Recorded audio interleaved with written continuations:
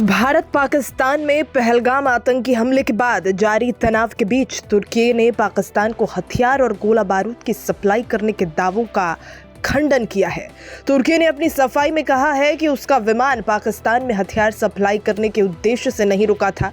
ये बयान तब आया जब सोशल मीडिया पर खबरें वायरल हो रही थीं कि तुर्की एक सैन्य परिवहन विमान C-130E हरक्यूलिस कराची में उतरा, जिसमें कथित तौर पर सैन्य उपकरण थे।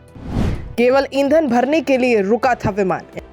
इन खबरों के बाद तुर्की के राष्ट्रपति संचार निदेशालय ने स्पष्ट किया कि विमान केवल तेल भरने के लिए पाकिस्तान में रुका था और इसका कोई सैन्य उद्देश्य नहीं था।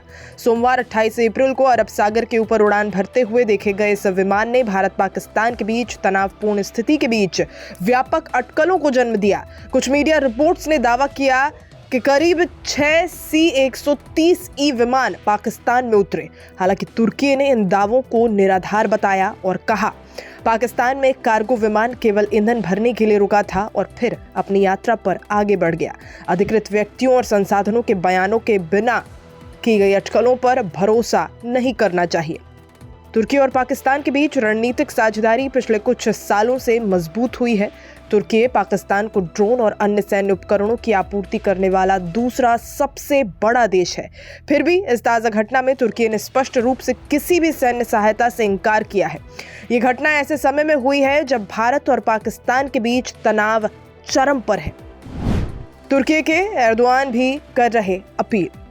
वहीं तुर्की के राष्ट्रपति रेसिप तय्यिप एर्दोआन ने भारत और पाकिस्तान के बीच बढ़ते तनाव को कम करने की अपील की है। ये बयान जम्मू कश्मीर के पहलगाम में हुए आतंकी हमले के बाद दोनों देशों के बीच बढ़ी तनातनी के मद्देनजर आया है। इस हमले में 26 पर्यटकों की मौत हो गई थी। सोमवार को अंकारा में एक कैबिनेट बैठक के बाद प्रेस कॉन्फ्रेंस में एर्दोआन ने कहा, हम नहीं चाहते कि भारत और पाकिस्तान के बीच तनाव गंभीर स्तर तक पहुंचे। हम दोनों देशों से आग्रह करते हैं कि वो स्थिति को और बिगड़ने से रोकने के लिए तत्काल कदम उठाएं। उन्होंने पाकिस्तानी जनता के प्रति तुर्की के मजबूत समर्थन की भी पुष्टि की।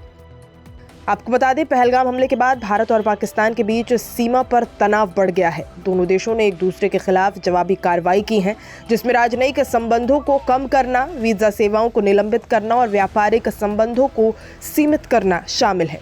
भारत ने 1960 के सिंधु जल संधि को निलंबित करने की घोषणा भी की है, जिसे पाकिस्तान ने युद्ध की धमकी के रूप में देखा है। एर्दोआन ने दोनों देशों से संयम बरतने और बातचीत के जरिए समाधान खोजने का आह्वान किया है। हालांकि कुछ भारतीय विश्लेषकों और सोशल मीडिया उपयोगकर्ताओं ने तुर्की के इस कदम पर संदेह जताया है। सुरक्षा विश्लेषक सुशांत सरीन ने तुर्की, चीन और अजरबैजान के पाकिस्तान के समर्थन पर नाराजगी जाहिर की है और भारत से इन देशों के साथ कड़े रुख की मांग भी की है।